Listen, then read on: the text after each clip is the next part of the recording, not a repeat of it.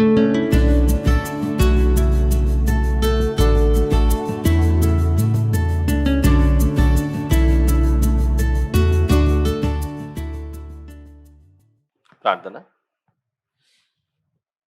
మహాపరిశుద్ధుడైన మా ప్రియ పరలోకపు తండ్రి, మీకే స్తోత్రములు నాయన.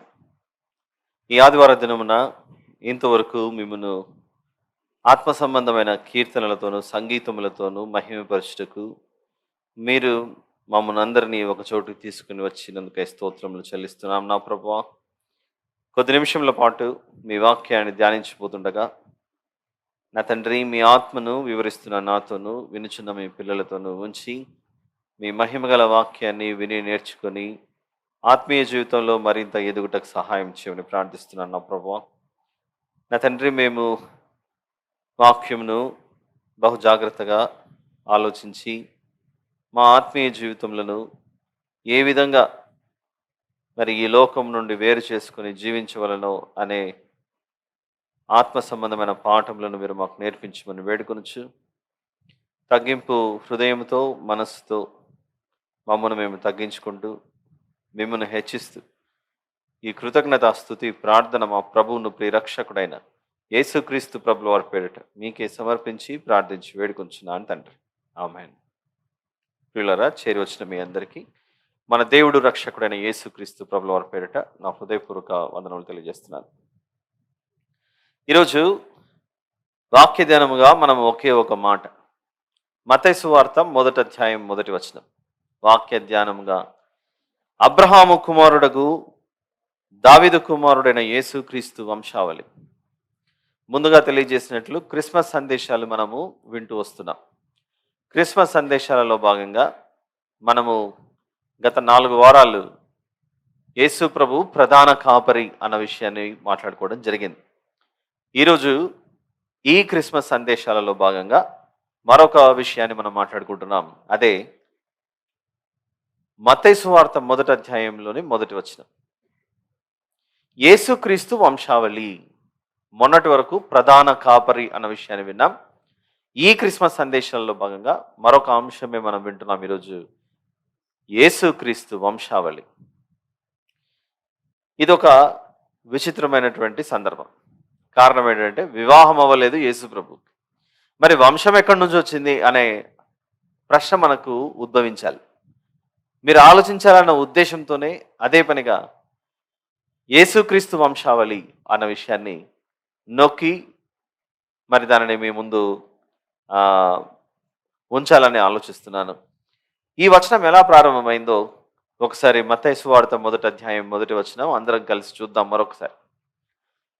మనకు బాగా గుర్తున్న వచనాలలో ఆదికాండం 1వ అధ్యాయం 1వ వచనం బాగుంటుంది. ఆది యందు దేవుడు భూమిని ఆకాశంలో సృజించినవాడు.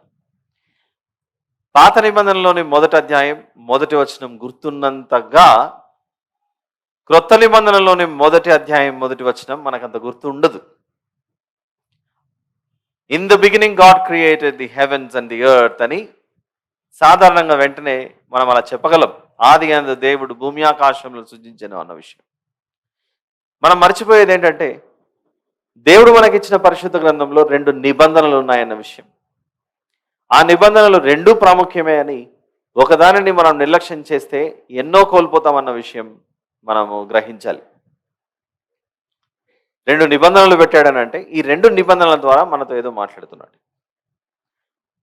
అలా పాత నిబంధనలోని 1వ అధ్యాయం 1వ వచనం ఎంత గొప్పగా మనకు గుర్తుంటుందో క్రొత్త నిబంధనలోని 1వ అధ్యాయం 1వ వచనం కూడా మనకు అంతే గుర్తుండాలి ఇప్పటి నుంచి. ఇంతవరకు బహుశా ఈ వచనాన్ని మనం చూసినప్పుడు, అంటే మత్తయి సువార్త 1వ అధ్యాయం 1వ వచనం చూసినప్పుడు అబ్రహాము ఇస్సాకును కనెను, ఇస్సాకు యాకోబును కనెను, యాకోబు యూదాను అతని సహోదరులను కనెను. అలా ఎవరు ఎవరిని కన్నారు, ఎవరిలో నుండి ఎవరు వచ్చారు, ఎవరిలో నుండి ఎవరు వచ్చారు, అలా యేసు ప్రభువుకు ఎక్కడ ఇది లింక్ అయి ఉంది అన్న విషయం మాత్రమే మనం ఈ 1వ అధ్యాయంలో ఆ వంశం ఎలా వచ్చిందో తెలుసుకుంటూ వస్తాం.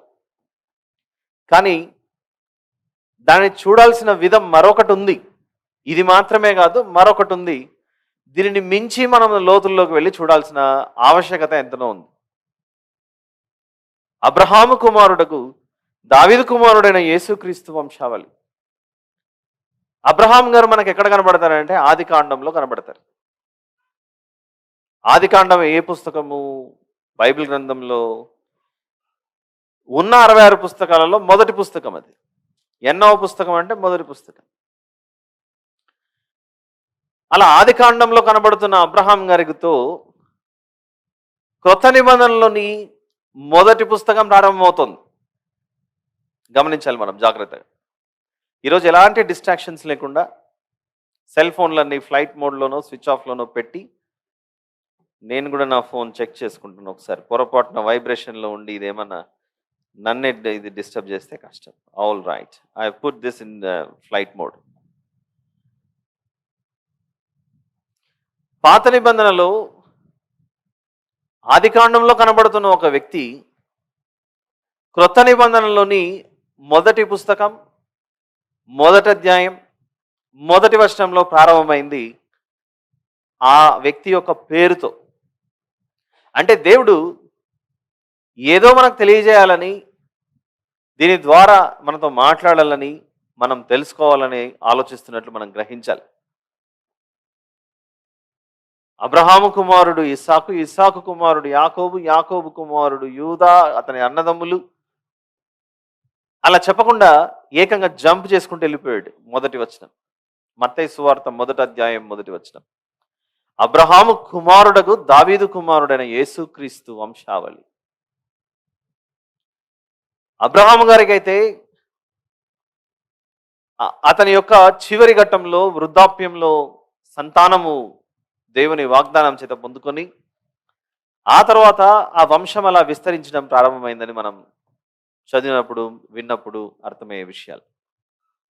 కానీ ఈరోజు ఆది కాండంలో ప్రస్తావించబడిన అబ్రహాం గారు ఎవరైతే ఉన్నారో, అబ్రహాం గారు దేనికో ప్రారంభం, హీఈస్ బిగినింగ్ ఫర్ సంథింగ్ అన్నట్లు కనబడుతోంది క్రొత్త నిబంధనలోనే మొదటి అధ్యాయం మొదటి వచనం. ఆది కాండాన్ని ఇంగ్లీష్లో ఏమంటారు? జెనిసిస్. జెనిసిస్ అంటే అర్థం ఏంటి? ప్రారంభం, పుట్టుక. దేనికో ప్రారంభం, దేనికో పుట్టుక, దాని తర్వాతనే మిగిలినవన్నీ కలిగినవి అన్నట్లు జెనిసిస్ అనే ఇంగ్లీష్ పదం మనకు తెలుగులో రాయబడిన ఆది కాండంకు కనబడుతుంది. ఈరోజు వినబోయే ఈ సందర్భంలో ఒక్కసారి మనం ఆది కాండానికి వస్తే, అందరం వద్దాం ఒకసారి ఆది కాండం మొదటి అధ్యాయంలోనికి. ఆ మొదటి అధ్యాయంలో దేవుడు 6 దినములు కష్టపడి 7వ దినమున విశ్రమించును అన్న ఈ సందర్భాలన్నీ మనకు ఆ మొదటి అధ్యాయం 2వ అధ్యాయంలో కనబడుతూ వస్తాయి. మన ఆలోచన విధానం ఎక్కడికి పరిమితమైందంటే, దేవుడు మొదటి దినాన వీటన్నిటినీ చేశాడు, వెలుగు కమ్మని పలుకగా వెలుగు కలిగెను, చీకటిలో నుండి ఆ వెలుగును, మరి వెలుగును చీకటిని వేరుపరిచినట్లుగా ఈ విధంగా ఆ మొదటి దినం, 2వ దినం, 3వ దినం ఇవన్నీ అలా ప్రారంభమయ్యాయి గనుక ఇది జెనిసిస్, ఇది ప్రారంభం, ఇది ఆది కాండం అని మాట్లాడుకుంటున్నాం. కానీ ఆది కాండంలో కనబడే ఈ 50 అధ్యాయాలు ఏవైతే ఉన్నాయో అది కేవలం మొదటి అధ్యాయానికి సంబంధించిన సృష్టి ప్రారంభం మాత్రమే కాదు. ఆది కాండాన్ని ఇక మీదట, ఈ జెనిసిస్ అన్నదాన్ని ఇక మీదట కేవలం ఆ సృష్టికి మాత్రం ప్రారంభమే కాదు, దేవుని ఉద్దేశాలకు సంబంధించి అనేకమైన వాటికి ఇది ప్రారంభం అని మనం భావించాలి. Genesis, the book of genesis is the beginning for not only creation but for many things God has planned for his beloved children, that is mankind, human being. ఆది కాండం అన్నది కేవలం ఈ సృష్టి యొక్క ఆరంభమైంది గనుక ఇది జెనిసిస్ అయింది అని ఆ ఉద్దేశంతో మనం ఆది కాండంను చూడకుండా ఇక మీదట మనం ఆది కాండాన్ని చూడాల్సినటువంటిది ఆ దృష్టి మారాలి, ఆది కాండంను చూసే విధానం మారాలి. ఎందుకంటే మనిషి పాపము చేసి నశించిపోతున్న సమయంలో దేవుడు పాపము విస్తరించిన చోట తన కృపను పంపించిన ఆ మొదటి పుస్తకమే ఆదికాండం. పాపం ఎక్కడ విస్తరిస్తుందో అక్కడ కృప అపరిమితముగా విస్తరిస్తుంది అన్న విషయం ఏదైతే ఉందో చూసారా, ఆ కృపలోనికి అందరూ ప్రయాణం చేయాలి. దేవుని రాజ్యంలో నుండి వరుస క్రమంలో చెప్తాను. జెనిసిస్ అన్న ఈ పుస్తకం, ఆదికాండం అన్న ఈ పుస్తకం, ఆ మొదటి అధ్యాయంలో సృష్టి ప్రారంభమైంది గనుక దానిని ఆదికాండం అని, జెనిసిస్ అని మనం అలా అర్థం చేసుకునే అవకాశం ఎక్కువగా ఉంది. కానీ క్రైస్తవులుగా ఎదిగిన ఆత్మీయ స్థితిలో ఈ ఆదికాండాన్ని చూడాల్సిన విధానం వేరు, దాన్ని మనం గమనించి నేర్చుకోవాల్సిన విధానం వేరు. This is genesis for many things, not only just for creation. సృష్టికి మాత్రమే ప్రారంభం కాదు, ఇది అనేకమైన వాటికి ప్రారంభం. దేవుని రాజ్యంలో నుండి ఆయన బిడ్డలను సాతానుడు దొంగలించిన విషయం, అది మొదటిది అక్కడే ప్రారంభమైంది. ఆదాము హవ్వలు దేవుడు ఏర్పాటు చేసిన ఏదోను వనంలో సంతోషంగా ఉంటే పాపము చేయించాడు, అది మొదటిది ప్రారంభం అక్కడ జరిగింది. ఎప్పుడైతే పాపం అన్నది అక్కడ ప్రవేశించిందో అదే ఆదికాండంలోనే దేవుడు వారిని వెంటనే హతమార్చకుండా ఒక జంతువుని చంపి ఆ జంతు చర్మాన్ని వారికి కప్పి వారికి బ్రతకడానికి మనకి ఇంకో అవకాశం ఇచ్చాడు. అలా పాపం విస్తరించిన చోట కృప అన్నది అది అది కనబడుతున్నట్లుగా, పాపం అన్న చీకటిలో ఉన్న వారికి దేవుడు వెలుగును చూపిస్తున్నట్లుగా కనబడుతుంది ఈ ఆదికాండంలో జరిగిన సన్నివేశాలన్నీ. అంతేకాకుండా దేవుని రాజ్యంలో నుండి ఆయన ప్రజలను సాతానుడు తన రాజ్యంలోకి చేర్చుకుంటే అదే సమయంలోనే దేవుడు తిరిగి సాతాను రాజ్యంలో నుండి ప్రజలను దేవుని రాజ్యంలోనికి తన బిడ్డలుగా చేర్చుకున్న సందర్భం కూడా మనకు ఆదికాండంలోనే కనబడుతుంది. ఎలా? నోవాహు గారి జలప్రళయం కాలంలో నశించిపోకూడదని నోవాహు గారి కంటే ముందున్నటువంటి భక్తులు, హనోక్ గారు కావచ్చు, మెతుషెల గారు కావచ్చు, వీరందరూ సువార్తను ప్రకటించి ఆ తర్వాత కన్నుమూయడం జరిగింది. అలా హనోక్ గారు, మెతుషెల గారు, ఆ తర్వాత నోవాహు గారు, వీరి కాలంలో వారు సువార్తను ప్రకటించారు. ఎవరి కొరకు? నశించిపోతున్న ఆత్మలకు సువార్త ప్రకటించారు. అది మనం ఎక్కడ చూడగలం? యూదా పత్రికలో మనం చూడగలిగితే, యూదా పత్రిక మొదటి అధ్యాయం, ఉన్నదే ఒకే ఒక అధ్యాయం యూదా పత్రికలో 14-15 వచనాలలో ఆదాము మొదలుకొని 7వ వాడైన హనోకు కూడా వీరిని గూర్చి ప్రవచించి ఇట్లనెను, అప్పటికే భక్తిహీనులు ప్రారంభమయ్యారు. ఆ భక్తిహీనులలో దేవుని వెంబడిస్తున్న ప్రజలు కూడా వారి మధ్య నివసిస్తున్నట్లు కనబడుతోంది మనకు. ఇదిగో అందరికీ తీర్పు తీర్చుటకును వారిలో భక్తిహీనులందరూ భక్తిహీనముగా చేసిన వారి భక్తిహీన క్రియలన్నింటిని గూర్చి, భక్తిహీనులైన పాపులు తనకు విరోధముగా చెప్పిన కఠినమైన మాటలన్నిటిని గూర్చి వారిని ఒప్పించుటకును ప్రభువు తన వేవేల పరిశుద్ధుల పరివారంతో వచ్చును అని ఒక స్వార్థ ప్రకటిస్తున్నట్లు కనబడుతోంది హనోక్ గారి జీవితం. గమనించాలి జాగ్రత్తగా. సృష్టి ఆరంభం మొదట ప్రారంభమైతే ఆ సృష్టిలోకి ప్రవేశించిన నరుడు దేవుని రాజ్యంలో ఉంటే, అలా దేవుని రాజ్యంలో ఉన్న వాడిని సాతానుడు దొంగలించాడు, అక్కడ ప్రారంభమైంది. ఆ తర్వాత సాతాను రాజ్యంలో నుండి తిరిగి దేవుడు తన కృపచేత ప్రత్యేకపరుచుకుంటున్న ఆ సందర్భాలన్నీ కూడా ఆదికాండంలో కనబడతాయి. జెనిసిస్ ప్రారంభం అది కేవలం మొదటి అధ్యాయానికి మాత్రమే వర్తించినది కాదు, 2వ అధ్యాయానికి మాత్రమే వర్తించిన సందర్భం కాదు. ఇది అనేక విషయాలకు సంబంధించిన ప్రారంభం, బిగినింగ్. ఆ బిగినింగ్ మనకు అర్థమైతే, ఆ ప్రారంభం మనకు అర్థమైతే మిగిలిన విషయాలన్నీ మనకు అర్థమవుతాయి చాలా సులభంగా.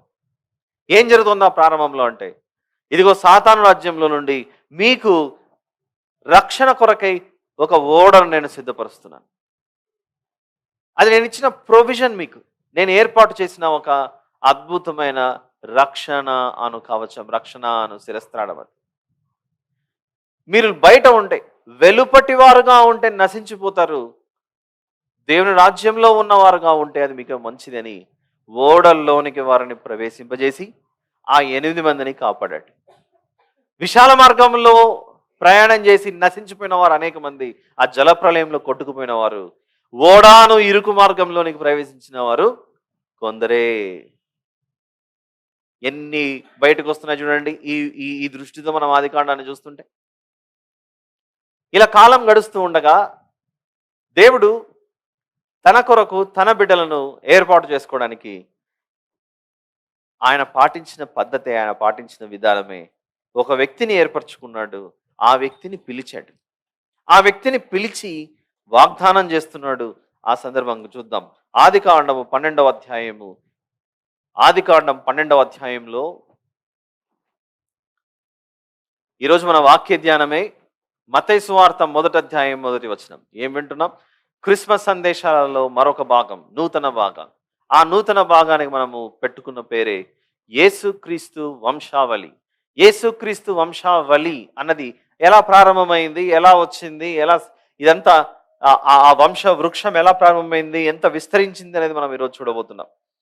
ఆదికాండము 12వ అధ్యాయంలో మొదటి నుండి కొన్ని వచనాలు మనం చూడగలిగితే, దేవుడు నీవు లేచి నీ దేశము నుండి, నీ బంధువుల యుద్ధ నుండి, నీ తండ్రి ఇంటి నుండి బయలుదేరి నేను నీకు చూపించు దేశమునకు వెళ్ళుము. నిన్ను గొప్ప జనముగా చేసి నిన్ను ఆశీర్వదించి నీ నామమును గొప్ప చేయుదును. నీవు ఆశీర్వాదముగా నుందువు. నిన్ను ఆశీర్వదించు వారిని ఆశీర్వదించదను, నిన్ను దూషించి వారిని శపించదను. భూమి యొక్క సమస్త వంశములు నీ యందు ఆశీర్వదించబడునని అబ్రాముతో అనగా, యెహోవా అతనితో చెప్పిన ప్రకారము అబ్రాము వెళ్ళెను, లోతు అతనితో కూడా వెళ్ళెను. అబ్రహాము హారాను నుండి బయలుదేరినప్పుడు 75 ఏండ్ల ఈడు గలవాడు. చదవబడిన ఈ మాటలు మనం చూస్తే ప్రత్యేకంగా 3వ వచనం, భూమి యొక్క సమస్త వంశములు నీ యందు ఆశీర్వదించబడునని అబ్రాముతో అనగా, భూమి యొక్క సమస్త వంశములు నీ యందు ఆశీర్వదించబడతాయి అన్నప్పుడు అబ్రహాం గారు దేవుడు చెప్పిన ఆ మాటను విని నమ్మి విశ్వసించి ప్రయాణాన్ని మొదలుపెట్టాడు. ఎక్కడో ప్రయాణం ప్రారంభమైంది, దేనినో చేరుకోవడానికి. దేవుడు చెప్పిన మాట, దేవుడు ఇచ్చిన ఈ వాగ్దానం, దేవుడు చేసిన ఈ వాగ్దానం అది తప్పిపోదు అన్నట్లుగా అబ్రహాం గారు నమ్మి విశ్వసించి ప్రయాణాన్ని కట్టాడు. అదే మాటను చూస్తూ 15వ అధ్యాయంలో అబ్రహాం గారి గురించి చెప్పబడిన మాట. 15వ అధ్యాయం 6వ వచనం. ఆదికాండము 15:6. అతడు యెహోవాను నమ్మెను, ఆయన అది అతనికి నీతిగా ఎంచెను. దేవుని నమ్మెను, అది అబ్రహాము గారికి ఏ విధంగా ఎంచబడిందట? నీతిగా ఎంచబడింది. దేవుని నమ్మాడు. ఏమని నమ్మాడు?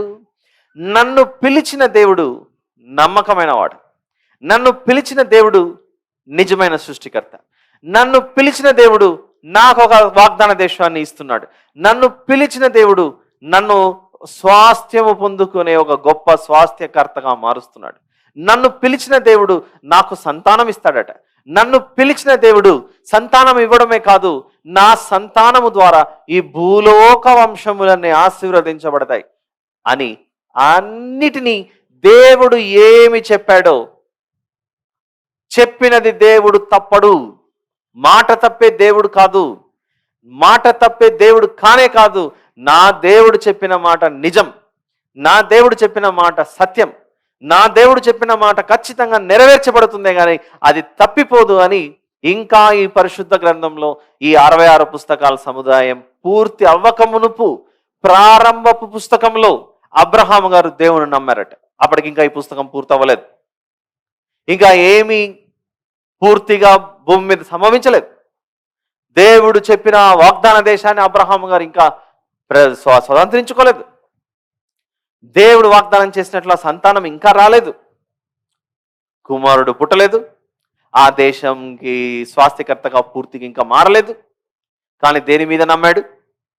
దేవుడు చెప్పాడంటే ఇది ఖచ్చితంగా జరిగి తీరుతుంది, దేవుడు చెప్పాడంటే నేను దాని మీద విశ్వాసం ఉంచాల్సిందే. భవిష్యత్తులో జరగబోయేది ఏదైనా కూడా దేవుడు నాకు ముందుగా తెలియజేస్తున్నాడంటే నేను దానిని నమ్మి విశ్వసించాలని చివరికి అబ్రహాము గారు దేనికి పితామహుడయ్యాడు? విశ్వాసులకు తండ్రిగా పిలువబడ్డాడు. విశ్వాసులకు తండ్రిగా, విశ్వాసులకు తండ్రిగా. ఫాదర్ ఆఫ్ ఫెయిత్ అన్నారు అనుకోండి, వెంటనే జవాబు ఎవరి పేరు మీద వెళ్ళిపోతుంది చెప్పండి? అబ్రహాము విశ్వాసులకు తండ్రి, అబ్రహాము గారు విశ్వాసులకు తండ్రి, అబ్రహాము విశ్వాసులకు తండ్రి. ఈ శరీరాలకు తండ్రిగా ఆదాము గారు కనబడుతుంటే విశ్వాసులకు తండ్రిగా ఎవరు కనబడుతున్నారు? అబ్రహాము గారు కనబడుతున్నారు. మరి ఏం జరిగింది అబ్రహాం గారి కాలంలో అంటే, అబ్రహాం గారు దేవుడు పిలువగానే దాన్ని నమ్మాడు. దేవుడు చెప్పాడు ఒక దేశాన్ని నీకు ఇస్తున్నానని, దానిని నమ్మాడు. దేవుడు చెప్పాడు ఇదిగో ఈ దేశం నువ్వున్నంత వరకు మాత్రమే కాదు, నీ తర్వాత వచ్చే సంతానం ఈ వాగ్దాన దేశాన్ని స్వతంత్రించుకుందంటే దాన్ని నమ్మాడు. ఇలా నమ్మకం నమ్మకం నమ్మకం విశ్వాసం అన్న దానికి పునాదులు ఎక్కడ పడ్డాయి? ఆదికాండంలో పడ్డాయి.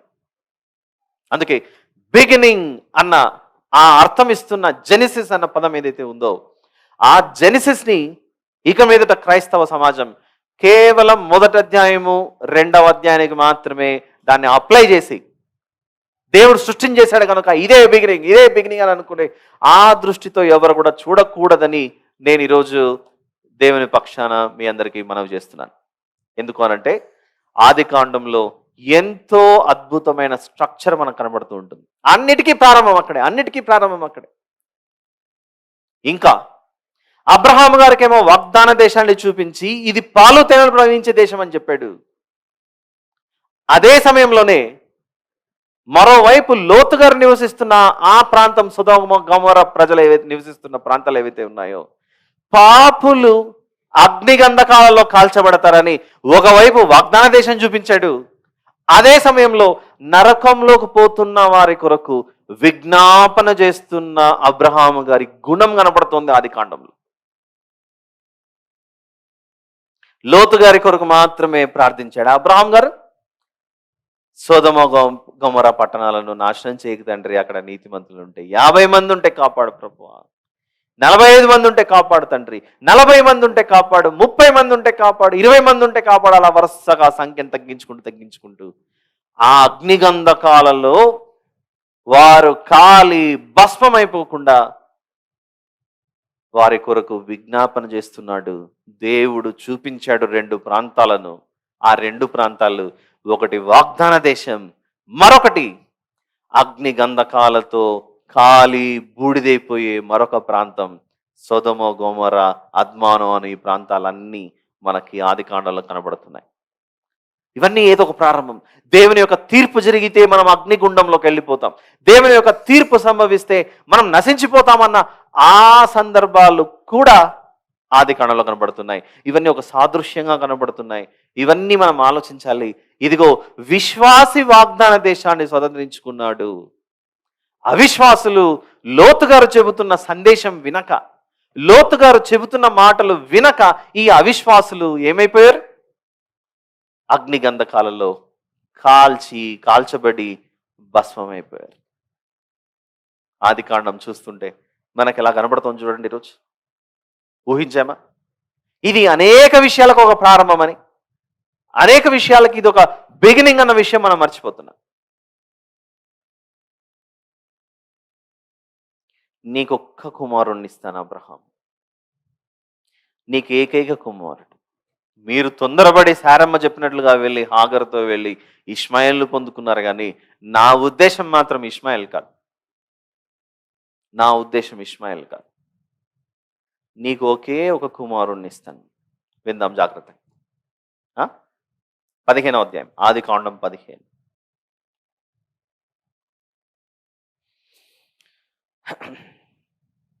నాలుగవ వచనంలో, యెహోవా వాక్యము అతని యొద్దకు వచ్చి, ఇతడు నీకు వారసుడు కాడు, నీ గర్భవాసమున పుట్టబోచున్నవాడు నీకు వారసుడగునని చెప్పాను.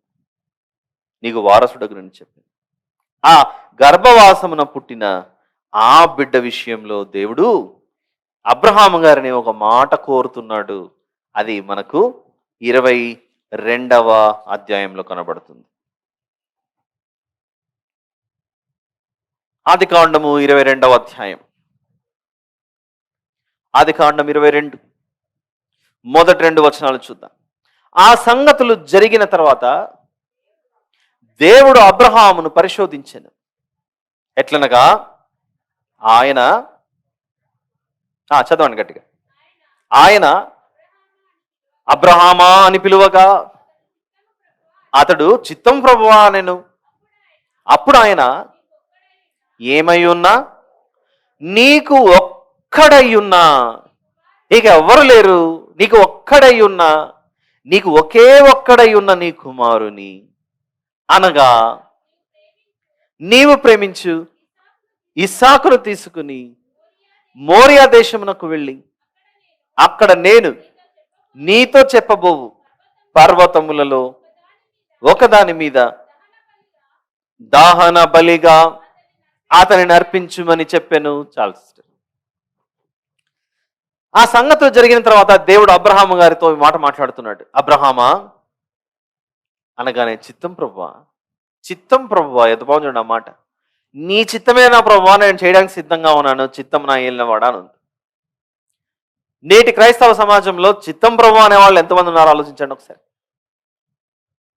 పేరులో ఉండొచ్చేమో చిత్తం, మనం చిత్తం చేస్తున్నామా? దేవుని చిత్తం అది ఆలోచించాలి. దేవుడు అంటున్నాడు, నీకు ఒక్కడై ఉన్న నీ కుమారుని అనగా నీవు ప్రేమించు ఇస్సాకును తీసుకుని మోరియా దేశమునకు వెళ్ళి అక్కడ నేను నీతో చెప్పబో పర్వతములలో ఒక దాని మీద దహన బలిగా అతన్ని అర్పించుమని చెప్పాను. దేవుడు అంటున్నాడు, నీకు సంతానం ఎవరు లేరు, ఒకే ఒక కుమారుడు ఉన్నాడు. ఆ ఏకైక కుమారుణ్ణి నేను చూపించు మోరియా దేశం తీసుకెళ్ళి ఆ పర్వతాలలో ఒక పర్వతం మీద బలివు. కాంబినేషన్ మీకు అర్థమవుతుండాలి. అలా ఒక్కడే అయ్యున్న ఆ ఏకైక కుమారుణ్ణి పట్టుకుని అబ్రహాం గారు తీసుకెళ్ళి ఏం జరుగుతుందో చూడండి. 6వ వచనంలో, దహన బలికి కట్టెలు తీసుకుని తన కుమారుడకు ఇస్సాకు మీద పెట్టి, అక్కడ ఆగుదాం ఒకసారి. దహన బలికి కట్టెలు తీసుకొని ఆ కట్టెలు ఎవరి మీద పెట్టాడు? తన కుమారుడకు ఇస్సాకు మీద పెట్టాడట. కర్రలు ఏకైక కుమారుని మీద పెట్టాడు. ఆ కట్టెలు తీసుకొని అబ్రహాము గారికి ఉన్న ఏకైక కుమారుని మీద ఆ భుజం మీద పెడితే ఈ కుమారుడు ఆ కర్రను తీసుకొని ఎక్కడికి ఎక్కుతున్నాడు? ఇప్పుడు మోరియా దేశానికి వెళ్తున్నాడు. మోరియా దేశానికి వెళ్తున్నాడు. మోరియా పర్వతం. ఆ మోరియా ఏదో కాదు, మనకు పాత నిబంధనలో కనబడుతున్న ఆ యెరూషలేం ప్రాంతం. గతంలో చెప్పాను ఆ విషయం. ఆ సీయోను కొండ మీదకి తీసుకెళ్తున్నాడు. అంటే ఏకైక కుమారుడు ఉండాలి, ఆ ఒక్కడై ఉన్న కుమారుని భుజాల మీద కట్టెలు ఉండాలి. ఆ కట్టెలు మోసుకొని పోతున్న ఈ కుమారుడు ఆ పర్వతం మీద దహన బలి అవ్వాలి. ఆ తర్వాత ఆ బలి జరిగిన తర్వాత ఈ కుమారుడు మృతులలో నుండి లేవాలి. ఇది ఎలా జరిగింది? హెబ్రీలకు రాసిన పత్రికలో అబ్రహాము గారు తన కుమారుణ్ణి అర్పించిన సందర్భం గురించి పరిశుద్ధాత్మ దేవుడు పౌలు గారి ద్వారా హెబ్రీ పత్రిక 11వ అధ్యాయంలో ఏమి రాయిస్తున్నాడో చూడండి. అక్కడ హెబ్రీలకు రాసిన పత్రిక 11వ అధ్యాయము 17వ వచనం నుండి చూద్దాం. 17వ వచనం నుండి, అబ్రహాము శోధింపబడ్డాడా, పరిశోధింపబడ్డాడా? ఇక్కడ శోధింపబడి, కానీ ఆది కాండంలో వెతికితే అది పరిశోధింపబడి విశ్వాసమును బట్టి ఇస్సాకును ఏం చేశాడు? ఎవరి ఇస్సాకు? అబ్రహాము గారికి ఉన్న ఏకైక కుమారుడు. ఈయన తప్ప వేరే కుమారుడు లేడు. అబ్రహాము గారికి ఇస్సాకు ఏమవుతాడో చెప్పనా? ప్రియ కుమారుడు. అబ్రహాము గారికి ఇస్సాకు గారు, ఈయన అబ్రహాము గారికి ప్రియ కుమారుడు. నువ్వు ప్రేమించుచున్న నీ ప్రియ కుమారుని తీసుకెళ్ళి నేను చూపించు దేశంలో మోరియా పర్వతం మీద బలి అనగానే ఇస్సాకు గారిని తీసుకెళ్ళాడు. మోరియా పర్వతం మీదకి తీసుకెళ్ళాడు. అక్కడ బలి అర్పించాడట. బలి అర్పించడం అంటే కత్తి ఎత్తాడు ఇంకా పైకి. ఆ వాగ్దానములు సంతోషముతో అంగీకరించను. ఎవడు ఆ వాగ్దానములు సంతోషముతో అంగీకరించను అంటున్నాడు. ఇస్సాకు వలననైనది నీ సంతానం అనబడును. మరి ఇస్సాకు ఏమయ్యాడు?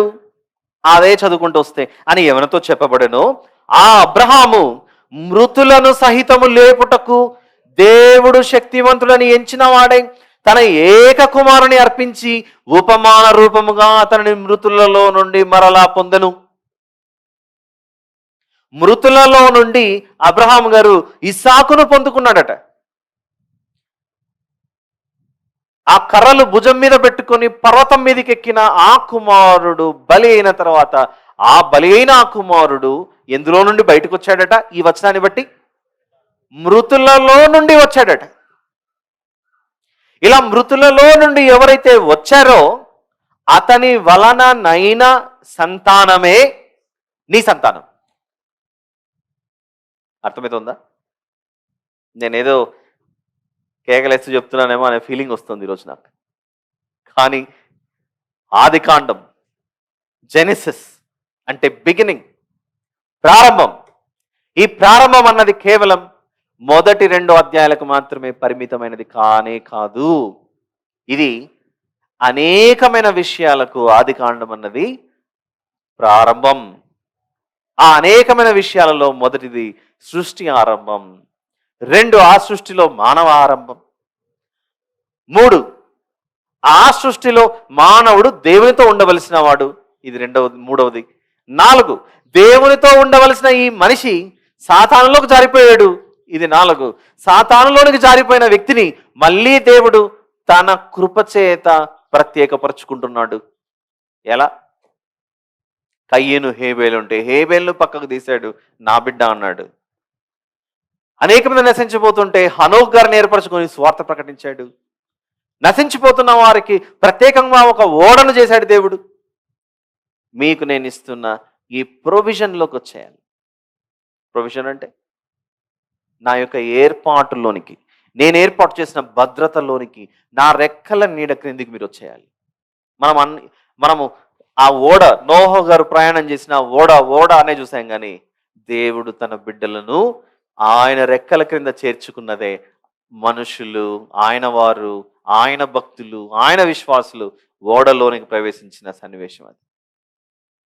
ఆయన తన రెక్కలతో కప్పును అన్న విషయం సొదొమ గొమొర్రా ప్రజలు అగ్నిగంధకాలలో కాలిపోతుంటే దేవుడు లోతు గారిని కుటుంబాన్ని తన రెక్కల నీడ క్రింద కాపాడి బయటికి తీసుకొచ్చాడు. పాపం విస్తరించుచున్న చోట, ఆ పాపం అన్న చీకటిలో నివసించుచున్న చోట దేవుని సన్నిధి, దేవుని రక్షణ అన్న వెలుగు అక్కడే ప్రారంభమవుతోంది మనకు ఆది కాండంలో. అంతెందుకు, ఏదైనా తోటలో మీరు పండు తినగానే అది నిన్ను కాళ్ళ మీద కొట్టును, ఆయన నిన్ను తల మీద కొట్టును అని ఆది కాండం 3వ అధ్యాయంలోనే ఎవరినో పరిచయం చేస్తున్నాడు. చూద్దాం అక్కడ. ఆది కాండము 3వ అధ్యాయం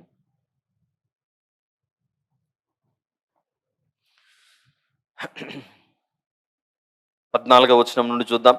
అందుకు దేవుడైన యెహోవా సర్పముతో, నీవు దీని చేసినందున పశువులన్నిటిలోనూ భూజంతువులన్నిటిలోనూ నీవు శపింపబడిన దానివై నీ కడుపుతో ప్రాకుచు నీవు బ్రతుకు దినములను నీవు మన్ను తిందువు. మరియు నీకును స్త్రీకిని నీ సంతానమునకును ఆమె సంతానమునకును వైరము కలుగు చేసేదను. ఆయన నిన్ను తల మీద కొట్టును అని క్రింద ఫుట్ నోట్లో ఆయన అన్నది చూడండి. ఆయన వస్తాడు, నిన్ను తల మీద కొడతాడు. ఆయన వస్తాడు, నీ తల బద్దలు కొడతాడు. ఆయన ఎవరో రాబోతున్నారు. ఆయన వస్తాడు అని చెప్పినటువంటి ఆయన గురించే ఆది కాండం 12, 15 ఈ అధ్యాయాలను చదువుకుంటూ వస్తే అబ్రహాం గారితో అంటున్నాడు, నీ సంతానములు అనకుండా నీ సంతానము అని ఆయన గురించి ప్రస్తావిస్తున్నాడు దేవుడు. ఆయన గురించి ప్రస్తావిస్తున్నాడు. ఇలా చెప్పుకుంటూ పోతే ఆ ఆది కాండంలోనే మరొక సిలువ సన్నివేశం కనబడుతోంది. అబ్రహామా, నీవు నన్ను నమ్మావు గనుక అది నేను నీతిగా ఎంచుతున్నాను నీ విషయంలో. 15వ అధ్యాయం 6వ వచనం. అబ్రహాము దేవుని నమ్మెను, అతడు యెహోవాను నమ్మెను, ఆయన అది అతనికి నీతిగా ఎంచెను. దేవుడు నమ్మాడు. ఏ విషయాల్లో నమ్మాడు? నాకు దేవుడు ఒక వాగ్దాన దేశం ఇస్తాడు. ఏ విషయాల్లో నమ్మాడు? నాకు దేవుడు కుమారుని అనుగ్రహిస్తాడు. ఏ విషయాల్లో నమ్మాడు? ఈ కుమారుడు పెరిగి పెద్దవాడవుతుండగా నా ఆశ అంతా ఈ కుమారుని మీదనే ఉంది అని ప్రేమతో కుమారుని ప్రేమించుచుండగా అడిగాడు దేవుడు. ఆస్తిని కాదు, కుమారుని అడిగాడు. నీవు ప్రేమించుచున్న నీ ఏకైక కుమారుని ఇస్తావా అంటే ఇస్తాను ప్రభు అన్నాడు. ఏం చేయమంటావు నా కుమారుని విషయంలో? అయితే కర్రలు పెట్టు భుజం మీద. పెట్టాను ప్రభు. ఎక్కడికి మోసుకెళ్ళాలి ఈ కుమారుడు అంటే పర్వతం మీదికి మోసుకొని వెళ్ళాలి. ఏమవ్వాలి అక్కడికి వెళ్ళిన తర్వాత? బలి చెయ్యి. చేస్తాను ప్రభు అని ఎత్తాడు కత్తి. ఆ తర్వాత ఆ బలిలోనికి ప్రవేశించిన కుమారుణ్ణి అబ్రహాము గారు హెబ్రీ పత్రిక 11వ అధ్యాయం ప్రకారంగా మృతులలో నుండి ఇస్సాకు గారిని పొందుకున్నాడు. మృతులలో నుండి బయటకు వచ్చాడు ఇస్సాకు గారు. అప్పుడు అన్నాడు దేవుడు, ఇదిగో ఈ మృతులలో నుండి ఎవరైతే లేచారో ఈ వ్యక్తి ద్వారా వచ్చిన వారే నీ సంతానం అంటున్నాడు. ఈ మృతులలో నుండి ఎవరైతే బయటకు వచ్చారో, మరణంలో నుండి ఎవరైతే బయటకు వచ్చారు, మరణమును జయించి బయటకు వచ్చిన ఈ కుమారుడు ఉన్నావే, ఆ కుమారుని ద్వారా కలిగిన వారే అబ్రహామా నీ సంతానం. అది ఆరంభం, జెనెసిస్. ఇదంతా పాత నిబంధన. కానీ దీనికి అంతటికీ ఒక నిజస్వరూపం అనేది ఒకటి ఉంది. ఆ నిజస్వరూపమే కొలస్సీ పత్రిక 2వ అధ్యాయము 17వ వచనంలో, కొలస్సీ పత్రిక 2:17లో చెబుతున్నాడు, ఇవన్నీ రాబో వాటి ఛాయయే గాని నిజస్వరూపము ఎవరిలో ఉందట? నిజస్వరూపము క్రీస్తులో ఉన్నది అని మత్తయి సువార్త 1వ అధ్యాయం 1వ వచనంలో చెబుతున్నాడు. అబ్రహామా, నీవింక చూడాల్సినది ఇస్సాకును కాదు, చూడు నీ వంశం ప్రారంభమవుతోంది. అబ్రహాము కుమారుడకు దావీదు కుమారుడైన యేసుక్రీస్తు వంశావళి అని ఆదికాండంలో ప్రారంభించిన ఆ ప్రాజెక్ట్ ఏదైతే ఉందో, ఆదికాండంలో దేవుడు ఏదైతే ప్రారంభించాడో ఆ ప్రారంభం యొక్క ముగింపు దశకు క్రొత్త నిబంధన ఆరంభంగా మొదలవుతోంది. ఆదికాండంలో ప్రారంభమైతే క్రొత్త నిబంధనలోని మొదటి అధ్యాయం మొదటి పుస్తకం 1వ అధ్యాయం 1వ వచనం ఏదైతే ఉందో, అబ్రహాము దేవుణ్ణి నమ్మాడు, ఒక కుమారుని పొందుకున్నాడు.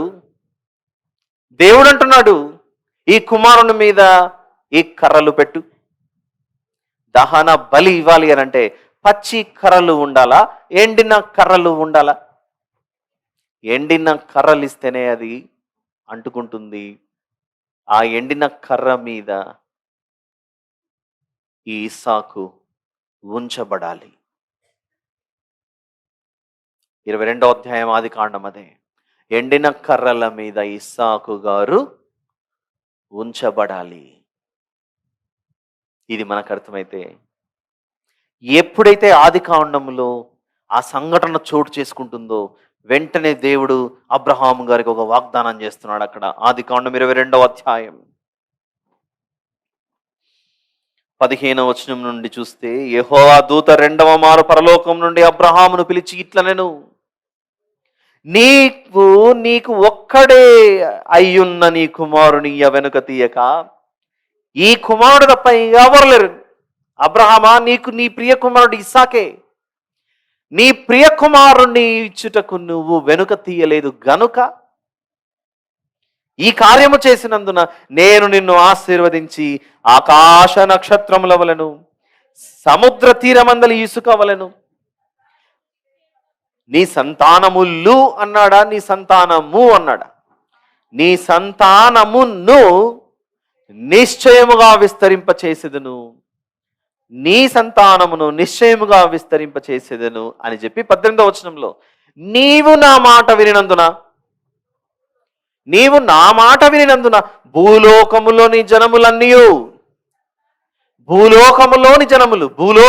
జనములు అని అంటే అర్థం ఏంటి? అది కేవలం ఇశ్రాయేలీలు మాత్రమే కాదు. ఆ ఇశ్రాయేలు దేశానికి చుట్టుపక్కల ఉన్న ఏదోమీయులు కావచ్చు, మోయాబీయులు కావచ్చు, అమ్మోనీయులు కావచ్చు, ప్రస్తుత కాలంలో ఉన్న సిరియా కావచ్చు, సౌదీ అరేబియా కావచ్చు, ఐగుప్తు కావచ్చు, పాలెస్టీన్ కావచ్చు, మరొక ఏ దేశమైనా కావచ్చు, ఐరోపా ఖండం, ఆసియా ఖండం, Australia, north America, south America, ఎవరైనా సరే అందరూ ఆ భూలోక వంశములన్నీ ఎవరి ద్వారా ఆశీర్వదించబడాలి అనట? మృతులలో నుండి లేచిన వాని ద్వారా ఆశీర్వదించబడాలి. దేనికి కూడా ఆదికాండం ఏమై ఉంది? బిగినింగ్ అయి ఉంది, ప్రారంభమై ఉంది.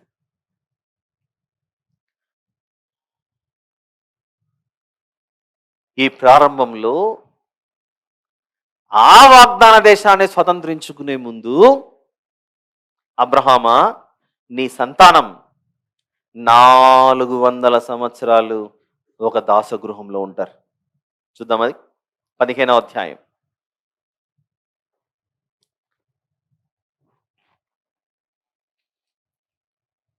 13వ వచనం. ఆయన నీ సంతతి వారు తమది కాని పరదేశమందు నివసించి ఆ దేశపు వారికి దాసులుగా నుందురు. వారు ఎన్ని సంవత్సరాలు? 400 ఏండ్లు వీరిని శ్రమ పెట్టుదురు. వీరు ఎవరికి దాసులవుదురో ఆ జనమునకు నేనే తీర్పు తీర్చుదును. సుదీర్ఘకాలం 400 అని అక్కడ ఉన్నప్పటికీ నీ సంతానము సుదీర్ఘకాలం అక్కడ దాసగృహంలో ఉంటారు. కానీ ఒక దినం వస్తుంది, ఆ దినం వచ్చినప్పుడు ఆ దాసగృహంలో నుండి నీ సంతానమును బయటికి తీసుకొని వస్తాను. ఆ దినం వచ్చినప్పుడు ఆ దాసగృహంలో నుండి నీ సంతానమును బయటికి తీసుకొని వచ్చి వాగ్దాన దేశాన్ని ఇచ్చేస్తాను. అయితే నీ సంతానం కొద్ది రోజులు ఈ దాసగృహంలో కష్టాలు అనుభవించాల్సిందే. ఆ 400 సంవత్సరాల కాలం గడిచిన తర్వాత వీరిని బయటికి తీసుకొని వచ్చి, ఇదిగో నేను వాగ్దాన దేశంలో వారిని ప్రవేశింపజేస్తాను. ఎవరితో మాట్లాడుతున్నాడు దేవుడు? ఎవరి గురించి మాట్లాడుతున్నాడు? అబ్రహాము గారితో మాట్లాడుతున్నాడు. నీ సంతానము పరిస్థితి ఇలా అవుతుంది. ఏమైంది ఈ సంతానం అనంటే, మృతులలో నుండి లేచిన వాని సంతానం ఇది. ఎవరు మృతుల్లో నుండి లేచిన వాని సంతానం? అబ్రహాం గారు ఇస్సాకు గారిని కంటే, ఇస్సాకు గారు యాకోబు ఏశావులను కంటే, యాకోబు ఇశ్రాయేలు అయితే ఇశ్రాయేలు ఏమయ్యాడు? దాసగృహంలో వెట్టి చాకిరి, మోతబరువులు మోస్తూ అనేక శ్రమలు ఎదుర్కొన్నాడు. మృతులలో నుండి లేచిన వాని సంతానం. ఇస్సాకు గారు ఎవరు? హెబ్రీ పత్రిక 11 ప్రకారంగా అబ్రహాం గారు ఇస్సాకు గారిని మృతులలో నుండి పొందుకున్నాడట. దాసగృహమైన ఐగుప్తు దేశంలోనికి వెళ్ళిన వారెవరు? ఇస్సాకు సంతానమే. ఇది మనకు అర్థమైతే క్రొత్త నిబంధనలో ఒక అద్భుతమైన సన్నివేశం కనబడుతుంది. అదే 1వ అధ్యాయం 1వ వచనం, మత్తయి సువార్త. అబ్రహాము కుమారుడగు యేసుక్రీస్తు వంశావళి. అబ్రహాము కుమారుడగు దావీదు కుమారుడైన యేసుక్రీస్తు వంశావళి. మరి యేసుక్రీస్తు ప్రభుల వారు ఎవరు అనంటే, అప్పుడు మనకు ఒక అద్భుతమైన సన్నివేశమే యెషయా గ్రంథము 9వ అధ్యాయం 6వ వచనం. యెషయా గ్రంథము 9:6. ఏలైనగా మనకు శిశువు పుట్టెను, మనకు కుమారుడు అనుగ్రహింపబడెను, ఆయన భుజము మీద రాజ్యభారం ఉండును. ఆశ్చర్యకరుడు, ఆలోచనకర్త, బలవంతుడైన దేవుడు, నిత్యుడగు తండ్రి, మా తండ్రి, సమాధానకర్తయగు అధిపతి అని అతనికి పేరు పెట్టబడును. ఏలైనగా మనకు శిశువు పుట్టెను. ఒక శిశువు ఉన్నాడు.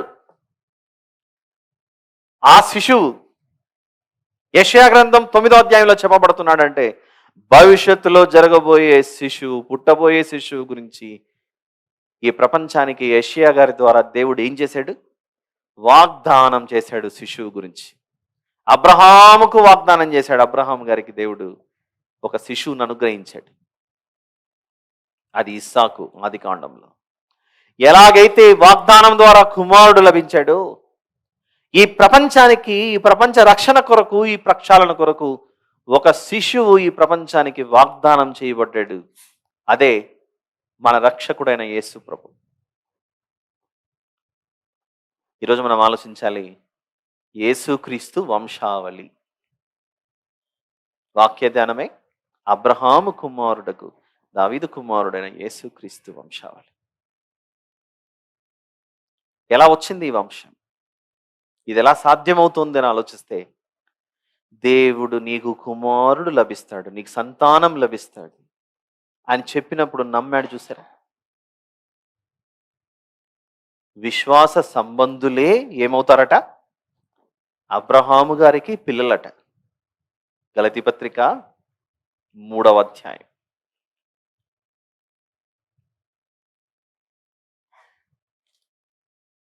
గలతీ పత్రిక 3వ అధ్యాయము 6వ వచనంలో 6వ వచనము 7వ వచనము చూస్తే, అబ్రహాము దేవుని నమ్మెను, అది అతనికి నీతిగా ఎంచబడెను.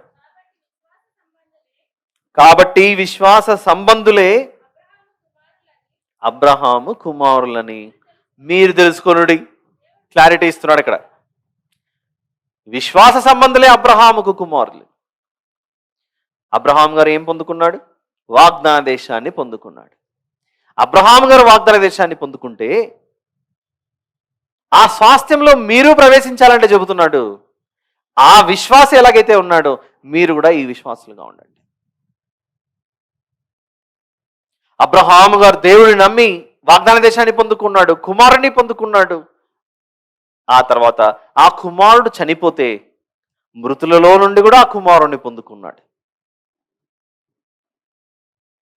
అయితే ఈ కుమారులు దాసగృహంలో కొంతకాలం ఉన్నారు. ఆ దాసగృహంలో అనేకమైన శ్రమలు ఎదుర్కొన్నారు. అనేకమైన శ్రమలు ఎదుర్కొన్నప్పుడు ఆ తర్వాత కాలంలో దేవునికి మొరపెట్టారు. నాదా సత్యస్వరూపి, ఎన్నాళ్ళు మాకు ఈ వెట్టి చాకిరి అని దేవుని ఎదుట గోజాడారు. దేవుని ఎదుట గోజాడగానే దేవుడు తగిన సమయమందు వారిని ఒక రక్షకుణ్ణి పంపించి, మోషే అను ఆ వ్యక్తిని పంపించి మోషే గారి ద్వారా బయటికి తీసుకొచ్చాడు. బయటికి అప్పుడు మోషే గారు అన్నారు, ఇదిగో రాబోయే రోజుల్లో మీ సహోదరుల నుండి నా వంటి ప్రవక్త మీలో రాబోతున్నాడు. చూద్దాం అక్కడ గలతీ పత్రిక 3:6-7 వచనాలలో, అబ్రహాము దేవుని నమ్మెను, అది అతనికి నీతిగా ఎంచబడెను. కాబట్టి విశ్వాస సంబంధులే అబ్రహాము కుమారులని మీరు తెలుసుకోనుడి. తర్వాత 4వ అధ్యాయం 28వ వచనం, గలతీ 4:28, సహోదరులారా మనమును ఇస్సాకు వలె వాగ్దానమును బట్టి పుట్టిన కుమారులమై ఉన్నాము. ఇస్సాకు వలె వాగ్దానమును బట్టి పుట్టిన కుమారులమై ఉన్నామని మనము కూడా వాగ్దానం ద్వారా వచ్చిన వారమాట. ఇంకా చెబుతున్నాడు, యేసుక్రీస్తు వంశావళి ఎలా ప్రారంభమైందో యోహాను సువార్త 1వ అధ్యాయం 12వ వచనం చూడండి ఒకసారి. యోహాను సువార్త 1వ అధ్యాయము 12వ వచనం, తన్ను ఎందరు అంగీకరించిరో వారికందరికీ, అనగా తన నామమునందు విశ్వాసముంచిన వారికి, ఎవరి పిల్లలగుటకు, ఎవరి యందు విశ్వాసం ఉంచిన వారికి, యేసు ప్రభువునందు విశ్వాసం ఉంచిన వారందరికీ దేవుని పిల్లలగుటకు ఆయన అధికారం అనుగ్రహించాడట. మరి క్రొత్త నిబంధనలో శరీరధారిగా వచ్చిన ఈయన ఎవరు? ఆ తండ్రి స్థానంలో కనబడుతున్నది ఎవరు అని మనం చూస్తే, మత్తయి సువార్త 3వ అధ్యాయంలో 16-17 వచనాలలో, మత్తయి సువార్త 3:16-17, యేసు బాప్తిస్మం పొందిన వెంటనే నీళ్ళలో నుండి ఒడ్డునకు వచ్చెను, ఇదిగో ఆకాశము తెరవబడెను, దేవుని ఆత్మ పావురము వలె దిగి తన మీదికి వచ్చుట చూచెను. అప్పుడు ఇదిగో ఈయనే నా ప్రియ కుమారుడు. అబ్రహామా, నీకు ఒక్కడై ఉన్న నీ కుమారుని నాకు అర్పిస్తావా అని ఆది కాండంలో కనబడితే, క్రొత్త నిబంధనకు వచ్చిన తర్వాత దేవుడు అంటున్నాడు, ఇదిగో ఈయనే నా ప్రియ కుమారుడు, ఈయన యందు నేను ఆనందించుచున్నానని ఒక శబ్దం ఆకాశం నుండి వచ్చాను. ఈయనే నా ప్రియ కుమారుడు అని కనబడుతున్న ఈ ప్రియ కుమారుడు, యోహాను సువార్త 3:16 ప్రకారంగా ఏం జరిగింది ఈ ప్రియ కుమారుని విషయంలో? చెప్పండి ఎవరైనా. 3:16 యోహాను సువార్త. దేవుడు లోకమును ఎంతో ప్రేమించెను కాగా ఆయన తన అద్వితీయ కుమారునిగా పుట్టిన వాని ఎందు విశ్వాసముంచు ప్రతివాడు అని చూసారా. విశ్వాసముంచు ప్రతివాడు నశింపక నిత్య జీవం పొందినట్లు. ఆ నిత్య జీవం ఎక్కడ అనుభవిస్తారు మనుషులు, భక్తులు అని అంటే భూమి మీద ప్రభువుని తెలుసుకున్న తర్వాత ఆ నిత్యలోకమైన పరలోకంలోనికి ప్రవేశించి అక్కడ వాగ్దాన దేశంలోనికి ప్రవేశిస్తారు. మొదటి ఫేజ్లో అంతా ఆ పాత నిబంధనలో కనబడుతున్న సీన్ 1లో ఆ సీరియల్ నంబర్ లేదా ఇంటర్వెల్ బిఫోర్ అని మనం ఆలోచిస్తే ఒక చక్కటి సన్నివేశం క్రియేట్ చేస్తున్నప్పుడు 2 డిఫరెంట్ ఫేజెస్గా దాన్ని డివైడ్ చేస్తే అబ్రహాము గారు కనబడుతున్నారు, ఆయనకు ఒక కుమారుడు కనబడుతున్నాడు. ఆ కుమారుడు అబ్రహాము గారికి ఏకైక కుమారుడు, ప్రియ కుమారుడు. అబ్రహాము గారు కర్రలు భుజం మీద పెట్టి ఇదిగో మోరియా పర్వతం మీద బలిస్తుంటే బలి చేయబడిన ఆ కుమారుడిని పొందుకున్నాడు, మృతుల్లో నుండి లేచాడు. అప్పుడు దేవుడు అన్నాడు, ఇదిగో ఈ మృతుల్లో నుండి లేచిన వాని పిల్లలే నీ సంతానం అనబడును. ఇది మనకు అర్థమైతే క్రొత్త నిబంధనలో ఆత్మ సంబంధమైన ఒక సన్నివేశం కనబడుతుంది. అదే ఇదిగో నా ప్రియ కుమారుడు. శరీరమును బట్టి అబ్రహాము యొక్క వంశవృక్షంలో కనబడుతోంది. మరియ గర్భాన జన్మించాడు, కన్యక మరియ గర్భాన. ఆత్మను బట్టి శరీరాన్ని బట్టి అంటే నా ఉద్దేశం ఆ ఆత్మ శరీరమును ధరించుకోవడానికి కన్యక మరియ గర్భాన యేసు ప్రభు ఉండవలసి వచ్చింది. అలా వచ్చిన ఆయన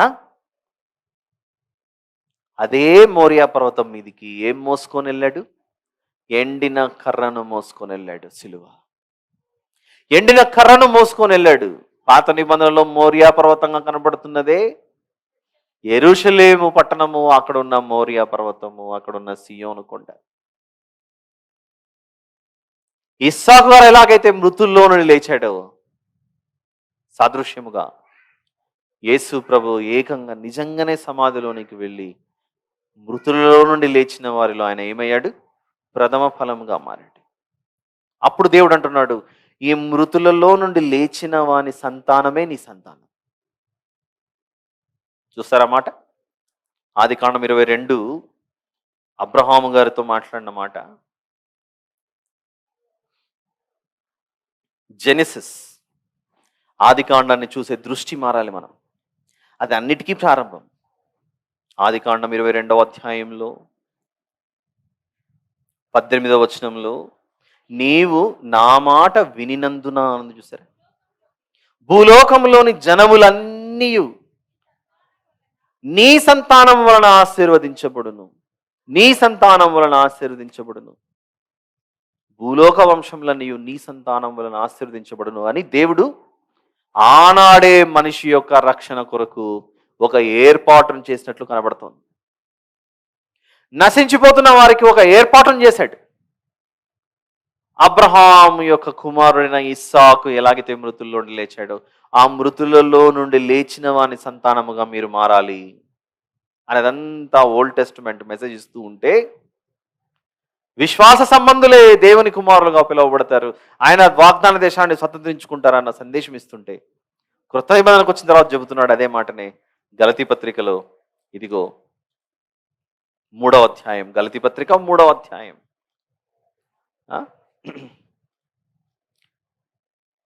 16 నుండి కూడా చూద్దాం. అబ్రహామునకును అతని సంతానమునకును వాగ్దానములు చేయబడెను, ఆయన అనేకులను గూర్చి అన్నట్టు నీ సంతానములకును అని చెప్పక ఒకని గూర్చి అన్నట్టే నీ సంతానమునకు అనెను, నీ సంతానమునకును అనెను. ఆ సంతానం ఎవరో కాదు, క్రీస్తు. క్లారిటీ ఇచ్చేస్తున్నాడు. ఆదికాండం 22వ అధ్యాయంలో నీ సంతానము వలన భూలోక వంశములను నీవు ఆశీర్వదించబడును అని చెప్పిన మాట అక్కడ అక్కడేమో ఇస్సాకైతే క్రొత్త నిబంధనకు వచ్చిన తర్వాత దాని యొక్క సర్వ సంపూర్ణత ఎవరిలో నెరవేర్చబడుతుందట? క్రీస్తు. ఆ సంతానం ఎవరో కాదు, క్రీస్తు. ఆ క్రీస్తును నమ్మితే వీరందరూ ఎవరి పిల్లలుగా పిలువబడతారు? అబ్రహాము పిల్లలుగా పిలువబడతారు. ఎప్పుడైతే అబ్రహాము పిల్లలుగా పిలువబడతారో, అబ్రహాము గారు దేన్ని స్వతంత్రించుకున్నారు? వాగ్దాన దేశాన్ని స్వతంత్రించుకున్నట్లుగా క్రొత్త నిబంధనకు వచ్చిన తర్వాత మనం స్వతంత్రించుకోబోయేదే ఆ నూతన యెరూషలేము పట్టణం. నూతన యెరూషలేము పట్టణం. 29వ వచనం కూడా చూడండి. గలతీ పత్రిక 3:29. మీరు ఎవరి సంబంధులైతే, ఏ క్రీస్తు సంబంధులైతే, మత్తయి సువార్త 1:1లో చెప్పినటువంటి మాట, అబ్రహాము కుమారుడగు దావీదు కుమారుడైన యేసు క్రీస్తు వంశావళి. మీరు క్రీస్తు సంబంధులైతే ఆ పక్షమందు అబ్రహాము యొక్క సంతానమై ఉండి వాగ్దాన ప్రకారము వారసులై ఉన్నారు. ఇలా వారసులైన వారు ఏం చేస్తారంటే కొద్ది రోజులు దాసత్వంలో ఉండాల్సిందే. ఏంటా దాసత్వం? ఐగుప్తు అనే దాసగృహంలో ఉండాల్సిందే. ఆ దాసగృహంలో నుండి వీరిని బయటికి తీసుకొస్తాను. ఈరోజు మనకు కూడా అదే.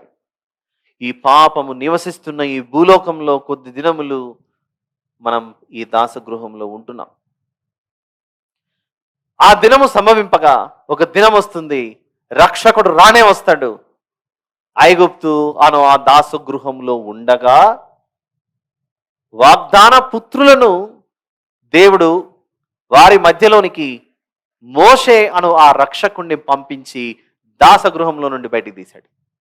ఇది మనకు అర్థమైతే విశ్వాస సంబంధులు కొద్ది రోజులు ఎందులో ఉంటారు? దాసగృహంలో ఉంటారు. ఈరోజు క్రైస్తవులుగా యేసు ప్రభువును వెంబడిస్తున్న మనం, విశ్వాస సంబంధులుగా భూమి మీద నివసిస్తున్న మనం, ఈ పాపము ఏలుచున్న ఈ భూమండలంలో కొద్ది రోజులు మనము ఉండి తీరాల్సిందే. ఈ దాసత్వంలో ఉండి తీరాల్సిందే. ఈ దాసగృహమైన ఈ భూలోకంలో నుండి, పాపము పరిపాలన చేస్తున్న ఈ దాసగృహంలో నుండి ఒకరోజు మన ప్రయాణం ఎక్కడికి సాగిపోతుంది? పరలోకమున వాగ్దాన దేశానికి మనము దాటి వెళ్ళిపోతాం. దేన్ని దాటి వెళ్ళిపోతాం? అగాధాన్ని దాటి వెళ్ళిపోతాం. ఇశ్రాయేలు ఐగుప్తు దేశంలో నుండి బయలుదేరినప్పుడు ఎర్ర సముద్రం అను అగాధాన్ని దాటుకొని ఒడ్డుకు చేరుకున్నారు.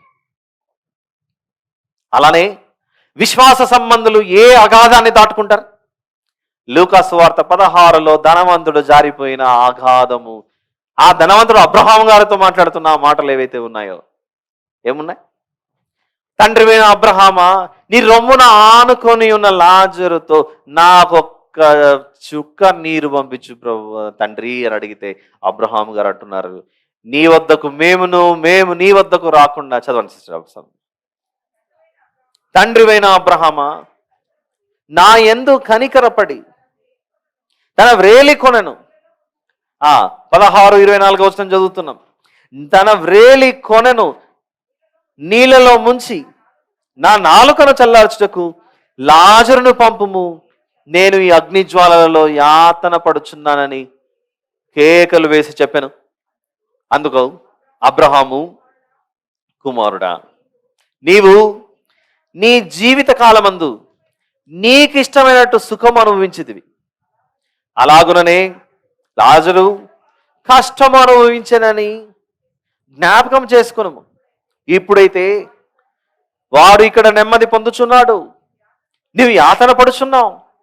అంతేకాక ఇక్కడ నుండి మీ యొద్దకు దాటగోరువారు దాటి పోజాలకుండునట్లును, అక్కడి వారు మా యొద్దకు దాటి రాజాలకుండునట్లును మాకును మీకును మధ్య మహాగాధముంచబడి ఉన్నదని చెప్పాను. జరుగుతున్న సన్నివేశం గమనించండి. లాజరు గారేమో ఎవరి రొమ్మున ఆనుకొని ఉన్నాడట? అబ్రహాము గారి రొమ్మున ఆనుకొని ఉన్నాడు. క్షేమంగా ఉన్నాడు, భద్రంగా ఉన్నాడు.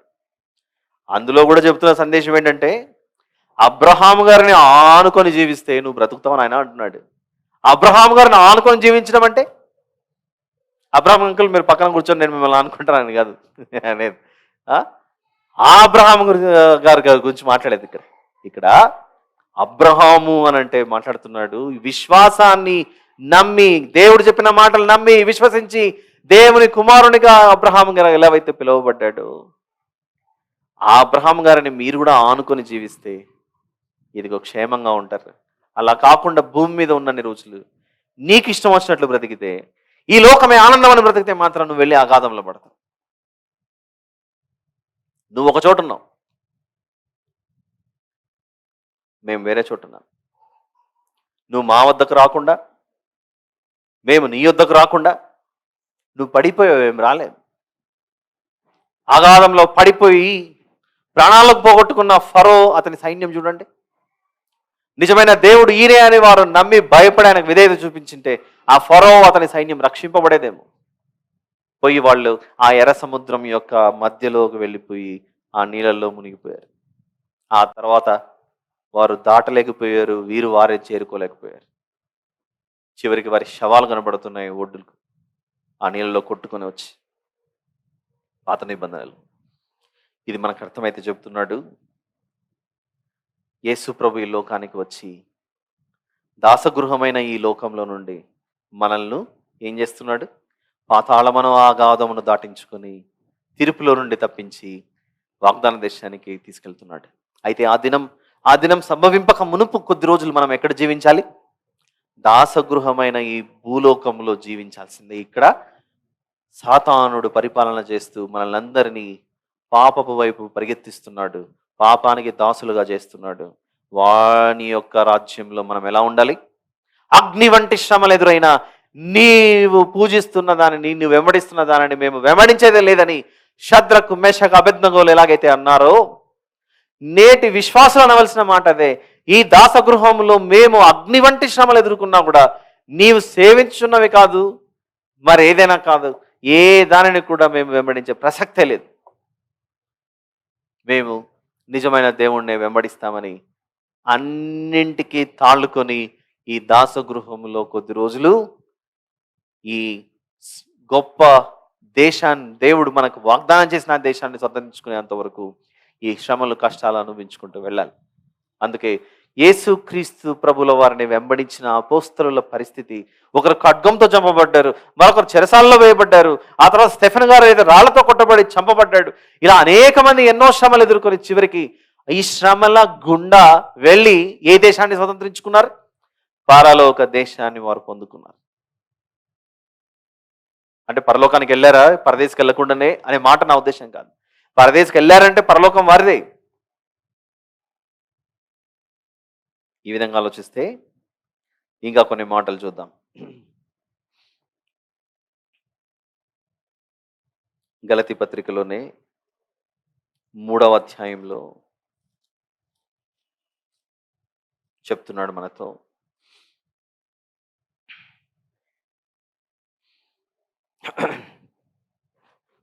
22వ వచనంలో, యేసుక్రీస్తునందలి విశ్వాసం మూలముగా కలిగిన వాగ్దానము విశ్వసించు వారికి అనుగ్రహింపబడినట్లు లేఖనము అందరినీ పాపములో బంధించాను. విశ్వసించిన వారందరూ, ఇదిగో ప్రస్తుతానికి ఈ పాపమను ఈ లోకంలో మనం కూడా ఒకప్పుడు సాతాను రాజ్య పక్షాన చేరి దేవుని రాజ్య సంబంధులుగా ఉండలేకపోయాం.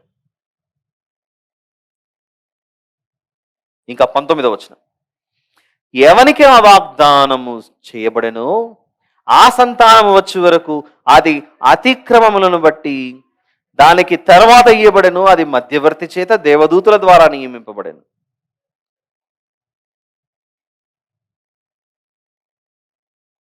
ఇదంతా విశ్వాసం మూలముగా మనకు అనుగ్రహింపబడుతుంది. ఎవరి మీద విశ్వాసం? చెబుతున్నాడు, క్రీస్తునందు విశ్వాసం. అదే 22వ వచనం, యేసు క్రీస్తునందలి విశ్వాసం మూలం. కేవలం ఈ పత్రిక మాత్రమే కాదు, పక్కనే ఉన్న ఎఫెసీ పత్రిక 2:8 మనం చూస్తే, ఎఫెసీ పత్రిక 2:8, మీరు విశ్వాసము ద్వారా కృపచేతనే రక్షింపబడి ఉన్నారు. విశ్వాసము ద్వారా కృపచేతనే రక్షింపబడి ఉన్నారు. విశ్వాసము ద్వారా కృపచేతనే రక్షింపబడి ఉన్నారు. ఇప్పుడు చివరిగా మరొక మాట చూపిస్తాను. కొరింథీయులకు రాసిన మొదటి పత్రిక 15వ అధ్యాయం. మనం ఏం వింటున్నాం? యేసుక్రీస్తు వంశావళి. మత్తయి సువార్త 1 అధ్యాయం 1 వచనం. వివాహం అవ్వలేదుగా, మరి వంశావళి ఎలా వచ్చింది అనంటే, యేసు ప్రభునందు విశ్వాసం ఉంచే ప్రతి ఒక్కరూ ప్రభు యొక్క సంతానముగా, దేవుని సంతానముగా మనం పిలువబడతాం. కొరింథీయులకు రాసిన మొదటి పత్రిక 15వ అధ్యాయము 44 నుండి చదువుతున్నాను. ఎక్కువ ఉంది, దయచేసి మీరు గమనించవలసిందిగా కోరుచున్నాను. ప్రకృతి సంబంధమైన శరీరముగా విత్తబడి ఆత్మ సంబంధ శరీరముగా లేపబడును. ప్రకృతి సంబంధమైన శరీరం ఉన్నది గనుక ఆత్మ సంబంధమైన శరీరము కూడా ఉన్నది. ఇందు విషయమై ఆదామును మొదటి మనుషుడు జీవించు ప్రాణి ఆయనని వ్రాయబడి ఉన్నది. కడపటి ఆదాము జీవింపచేయు ఆత్మ ఆయను. ఆత్మ సంబంధమైనది మొదట కలిగినది కాదు, ప్రకృతి సంబంధమైనదే మొదట కలిగినది, తర్వాత ఆత్మ సంబంధమైనది. మొదటి మనుష్యుడు భూ సంబంధి అయి మంటి నుండి పుట్టినవాడు. అలా మంటి దేహాలను మనం పొందుకున్నాం. రెండవ మనుష్యుడు పరలోకం నుండి వచ్చినవాడు. మంటి నుండి పుట్టిన వాటెట్టివాడు, మంటి నుండి పుట్టిన వారును అట్టివారే మనమే. పరలోక సంబంధి ఎట్టివాడు, పరలోక సంబంధులను అట్టివారే. మనము మంటి నుండి పుట్టిన వాని పోలికను ధరించిన ప్రకారము పరలోక సంబంధి పోలికయు ధరింతుము. ఎవరు ఈ పరలోక సంబంధి? యేసు ప్రభు. మొదటి ఆదాము ద్వారా శరీరమును పొందుకుంటే ఈ కడపటి ఆధారము ద్వారా మరొక జన్మ మనకు లభిస్తుందట. అదే మనకు రాబోయే పరలోక సంబంధమైన నూతన జన్మ. శరీరమును బట్టి పిల్లలుగా మనం ఒకరిలో నుండి ఎలా వస్తూ పోతూ ఉంటే, ఆత్మను బట్టి మరొకరికి సంతానముగా మారతామట. ఎవరైనా కడపటి ఆదామట. ఆ కడపటి ఆదాము ఎవరో కాదు, పరలోకం నుండి వచ్చినవాడు, దిగి వచ్చినవాడు. అందుకే యేసుక్రీస్తు వంశావళి ఈరోజు భూమి మీద ఎక్కడుందని చెప్పగలం మనం? లోతుల్లోనికి వెళ్ళి ఆలోచిస్తే ఆ మత్తయి సువార్తలో ఆయన ఎలా వచ్చాడు, ఎవరిలో నుండి వచ్చాడు, ఎవరి ద్వారా అలాంటి ఆ సీక్వెన్స్ మనకు కనబడుతున్నా, అక్కడ చెప్పాలనుకుంటున్నది మాత్రం భూలోక దేశములన్నీ, భూలోక రాజ్యంలో ఉన్న సమస్త వంశములు అబ్రహాము సంతానము ద్వారా ఏమవ్వాలి? అబ్రహాము సంతానం ద్వారా రక్షింపబడాలి, ఆశీర్వదించబడాలి. అది అబ్రహాం గారికి ఉన్న దీవెన, ఆశీర్వాదం. అందుకే క్రొత్త నిబంధనలోని మొదటి పుస్తకం 1వ అధ్యాయం 1వ వచనం ఎలా ప్రారంభమైందనంటే, అబ్రహాము ఎవరో కాదు, విశ్వాసులకు తండ్రి. ఆ విశ్వాసం అబ్రహాము చూపించినట్లుగా సమస్త ప్రజలు యేసుక్రీస్తునందు విశ్వాసం ఉంచండి, అప్పుడు మీరు అబ్రహాముకు సంతానం అవుతారు. అలా అబ్రహాముకు సంతానం అవ్వడం వలన వాగ్దాన దేశాన్ని పొందుకుంటారు. అది పరలోక దేశం.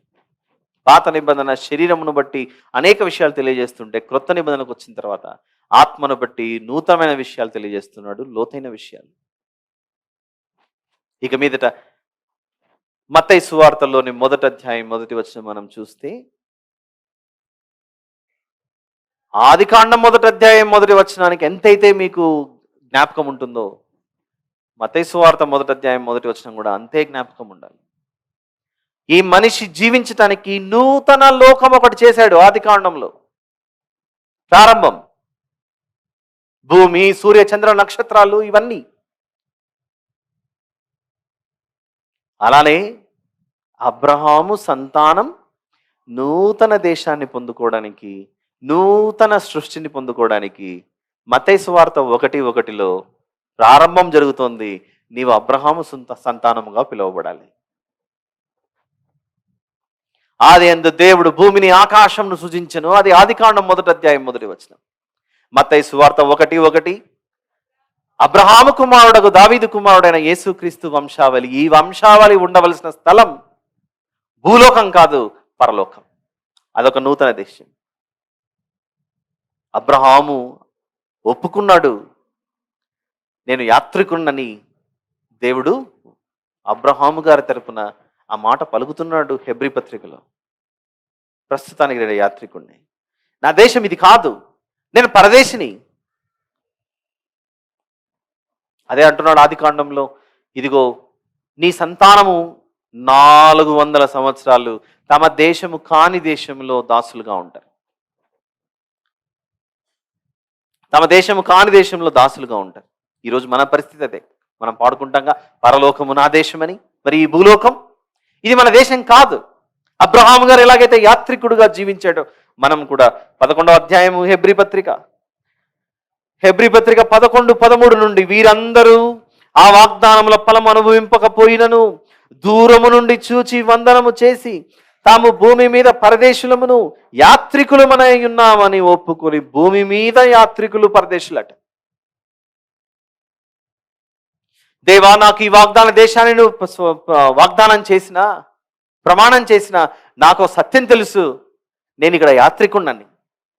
నాకు సత్యం తెలుసు, నేను ఇక్కడ పరదేశినని. నేను వెళ్ళాలి పరలోకానికి, అదే నా సొంత దేశం. పరదేశులమును యాత్రికులను అయి ఉన్నామని ఒప్పుకొని విశ్వాసము గలవారే మృతి నొందిరి. ఈలాగు చెప్పువారు తమ స్వదేశమును వెదకుచున్నామని విషదపరచుచున్నారు కారా?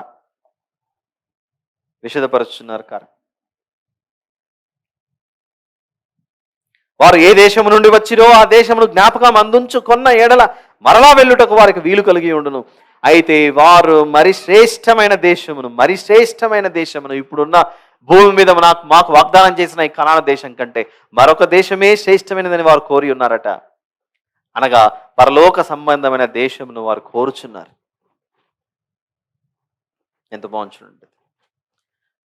ఇస్సాకు వలననైన సంతానం భూమి మీద ఉన్న వాగ్దాన దేశాన్ని పొందుకుంది. అది సాదృశ్యం. ఇప్పుడు మనం రొట్టెను విరుస్తాం కొద్దిసేపట్లో. ఆ రొట్టెను విరిచి మనం తీసుకునే సమయంలో కనబడుతున్నది రొట్టెైనా, చూడాల్సింది మాత్రం ఎవరైనా చూడమంటున్నాడు? యేసు ప్రభు శరీరాన్ని చూడమంటున్నాడు. మన చేతిలో ఉండబోయేది ద్రాక్షరసమైన మనం దాన్ని భావించవలసినది ఏమని భావించాలి? యేసు ప్రభు రక్తమని భావించాలి. అది మనకు ఎలాగైతే అర్థమవుతుందో చదవబడిన ఈ వాక్యాలన్నీ చూస్తే, అబ్రహామా, ఇస్సాకు వలననైనది నీ సంతానం. ఎందుకు? ఇస్సాకు మృతులలో నుండి లేచాడు. అయితే మృతులలో నుండి లేచిన వాని సంతానం ఏమవుతుందంటే కొద్ది రోజులు దాసగృహంలో ఉంటుంది, అనేక శ్రమలు ఎదుర్కొంటారు. తగిన సమయమందు రక్షకుడిని పంపిస్తాను, మోషే అను నా సేవకుడిని. ఆ రక్షకుని ద్వారా అగాధాన్ని దాటుకుని వాగ్దాన దేశాన్ని స్వతంత్రించుకుంటారు. అలా పరలోక సంబంధమైన ఒక సన్నివేశాన్ని గొప్పగా చూపించాడు దేవుడు. దీనితో పాటు పాపము విస్తరించిన చోట నా కృప అపరిమితంగా ఉంటుందని ఆది కాండములోనే దేవుడు తన ప్రజలను తన కొరకు ప్రత్యేకపరచుకుంటున్నట్లు కనబడుతోంది. తన ప్రజలను తన కొరకు ప్రత్యేకపరచుకుంటున్నాడు ఆది కాండంలో. అదే మాదిరిగానే ఈ భూలోకమంతటిలోనూ ఆయన కొరకు తన ప్రజలను ఏర్పరచుకుంటున్నాడు. అయితే ఈ ఆహ్వానం అందరికీ అందింది. అందరూ రండి నా రాజ్యంలోనికి అని పిలుస్తున్నాడు. కానీ కొందరే వస్తున్నారు, కొందరే అగాధాన్ని దాటుకుంటున్నారు, మరికొందరు అగాధంలో పడి నాశనం అయిపోతున్నారు. అలా ఆకాశ నక్షత్రముల వలె, సముద్రపు ఇసుక రేణుల వలె యేసుక్రీస్తు ప్రభుల వారి వంశం భూమి మీద అలా విస్తరించిపోయింది. చెప్పగలమా మనం ఎంతమంది ఉన్నారు క్రైస్తవ విశ్వాసులు అంటే? జనసంఖ్య తీసుకొని 200 కోట్లు 300 కోట్లు అని చెప్పగలమేమో. ఎగ్జాక్ట్ కౌంట్ చెప్పగలమా? నో. ద్వారము తెరవబడి ఉంది. నేనే ద్వారం అన్నాడు. ఆ ద్వారము తెరిచేది ఆయనే ప్రతి ఒక్కరికి. నా గొర్రెలు నా స్వరము వినును, నేను గొర్రెలకు మంచి కాపరిని. ఇవన్నీ చెప్పిన ప్రభు ఆయన రాజ్యంలోనికి, ఆయన ఇంటిలోనికి మనల్ని పిలుస్తున్నాడు. ఆయన నివసిస్తున్న చోటికి మనల్ని పిలుస్తున్నాడు. ఇది మీ ఇల్లు అంటున్నాడు పరలోకం. ఇదే నేను మీకు వాగ్దానం చేసింది. Genesis beginning. In the beginning God created the heavens and the earth. అక్కడ ఆగకూడదు మనకు. In the beginning God provided a separate provision for his beloved children in father Abraham గారిలో అప్పటికి ఇంకా నిర్గమకాండం రాలేదు, లేవ్యాకాండం రాలేదు, దేవుని యొక్క ధర్మశాస్త్రం రాలేదు. అదేవి రాకుండానే ఇదిగో అబ్రహామా, నీ సంతానము వలన ఈ భూలోకం ఆశీర్వదింపబడుతుంది. ఎందుకంటే మృతులలో నుండి లేచిన వాని సంతానముగా పిలువబడాలి. యేసు ప్రభు ద్వారా మనల్ని ఏం చేశాడు? దేవునికి పిల్లలుగా స్వీకరిస్తున్నాడు. అదే యోహాను సువార్త 1 12. యోహాను సువార్త 1:12. తన్ను ఎందరు అంగీకరించిరో వారికందరికి, అనగా తన నామమునందు, ఎవరి నామమునందు? యేసు ప్రభు నామమునందు విశ్వాసం ఉంచిన వారికి. ఎవరి పిల్లలగుటకు? దేవునికి పిల్లలమయ్యామనుకోండి, తండ్రి ఆస్తి సంపాదన ఎవరిదవ్వాలి? స్వాస్థ్యము పిల్లలదవ్వాలి. దేవుడు ఎక్కడున్నాడు? ప్రార్థన చేస్తాంగా, పరలోకమందున్న మా తండ్రి అని ప్రార్థన చేస్తాం. పరలోకమందున మా తండ్రి అంటున్నప్పుడు ఆ తండ్రి పరలోకమందుంటే ఆయనది పరలోక దేశం అయితే, ఆయన పిల్లలుగా మనం మారామంటే ఏ రాజ్యానికి, ఏ దేశానికి మనం స్వతంత్రులుగా, స్వాస్థ్యకర్తలుగా మారతాం? అక్కడ ఉంది కండిషన్. ఇక్కడ in the beginning God has shown promised land and hell in the book of Genesis. ఎక్కడ? అబ్రహాము గారికి వాగ్దాన దేశం చూపించాడు. లోతు గారు నివసించిన ప్రాంతంలో అగ్నిగంధకాలు కురిపించాడు. ఇదిగో నాయన, విశ్వాసులుగా ఉంటే నేను నిన్ను కాపాడతాను, నేను చెప్పిన మాటలు నమ్మకపోతే కాల్చిపడేస్తాను మిమ్మల్ని అని. అదే ఆది కాండంలో in the beginning God has shown all these things. In the beginning God revealed that his children will be there in slavery for some time, for so many years. In the beginning, ప్రారంభంలో కొద్ది సంవత్సరాల కాలం మీరు దాసగృహంలో ఉంటారు. విశ్వాస సంబంధులు అయినప్పటికీ కొద్ది రోజులు దాసగృహంలో ఉండాల్సిందే. ఈరోజు మనం ఇదే. ఆ కాలం సంభవించినప్పుడు ఇదిగో మిమ్మల్ని రక్షించి బయటికి తీసుకొస్తాం. యేసు ప్రభువును నమ్మాం, విశ్వసించాం, ఆయన వెంబడిస్తున్నాం. దేని కొరకు? అబ్రహాం, ఇస్సాకు, యాకోబులు దేనినైతే స్వతంత్రించుకున్నారో, పొందుకున్నారో, అది మనం కూడా పొందుకోవడానికి.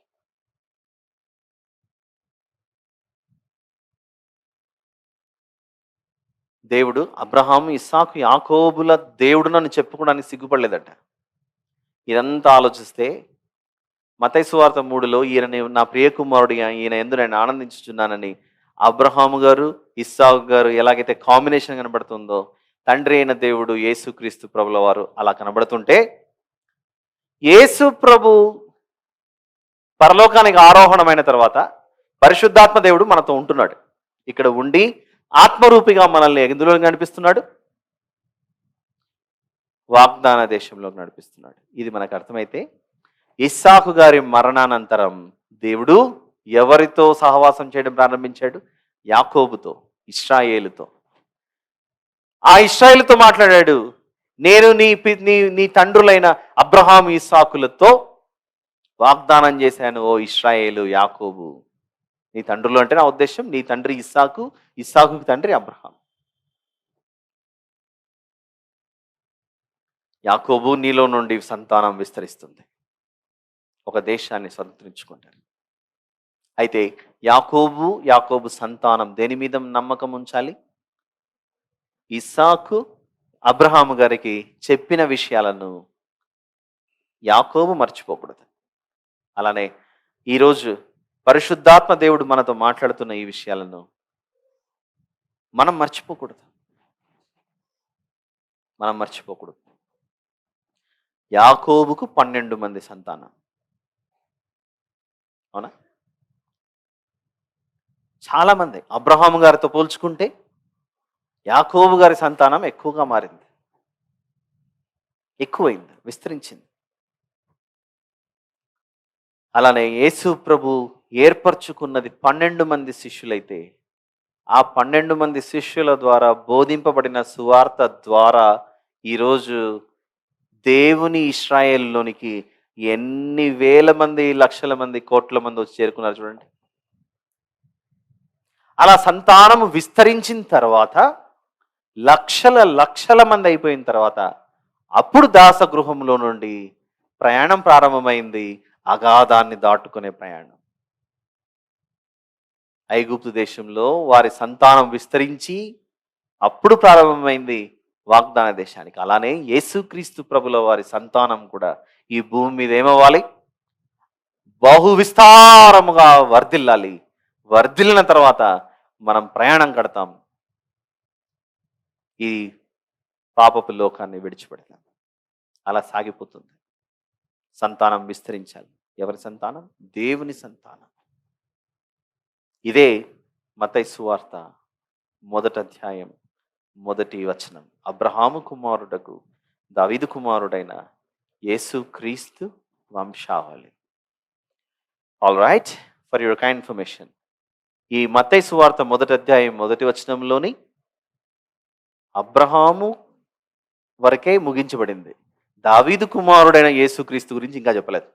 వచ్చే వారంలో చూద్దాం. ఆల్ రైట్, ప్రార్థన చేసుకుందాం. ప్రార్థన. ప్రేమగల తండ్రి, కృపగలిగిన మా దేవ, పరిశుద్ధుడైన మా తండ్రి, మీకే స్తోత్రములు నాయన. ఇంతవరకు మీరు మాకు వినిపించిన ఈ వాక్యాన్ని మా మదిలో భద్రపరుచుకొని విశ్వాస సంబంధులే వాగ్దాన దేశానికి వారసులు అనే భావమున్న సందేశం మీరు మాకు ఇచ్చారు. ఈరోజు మా ప్రయాణం ఏ విధంగా ఉంటుంది? అవిశ్వాస జాబితాలో ఉండి నశించిపోయే వారంగా ఉన్నామా? విశ్వాసుల జాబితాలో ఉండి వాగ్దాన దేశాన్ని స్వతంత్రించుకునే వారంగా ఉన్నామా అన్న ప్రశ్నను మీరు మా మధ్యలో విడిచిపెట్టారు. ఆలోచించి మేము నిర్ణయం తీసుకునేలాగా సహాయం చేయమని వేడుకొంచు. ప్రభు బలలోనికి ప్రవేశించబోతుండగా మాతో ఉండి నా తండ్రి, మమ్మల్ని మేము పరీక్షించుకొని పరిశీలించుకొని బహు జాగ్రత్తగా ఆ ప్రభు యొక్క రొట్టెలు ద్రాక్షరసాలు మేము చేయి వేయలాగిన సహాయం చేయమని వేడుకొంచు. మా ప్రభువును ప్రియరక్షకుడైన యేసు క్రీస్తు ప్రభుల వారి పేరిట మీకు ఈ ప్రార్థన విజ్ఞాపన సమర్పించి ప్రార్థించి వేడుకొంచున్నాను తండ్రి. ఆమేన్.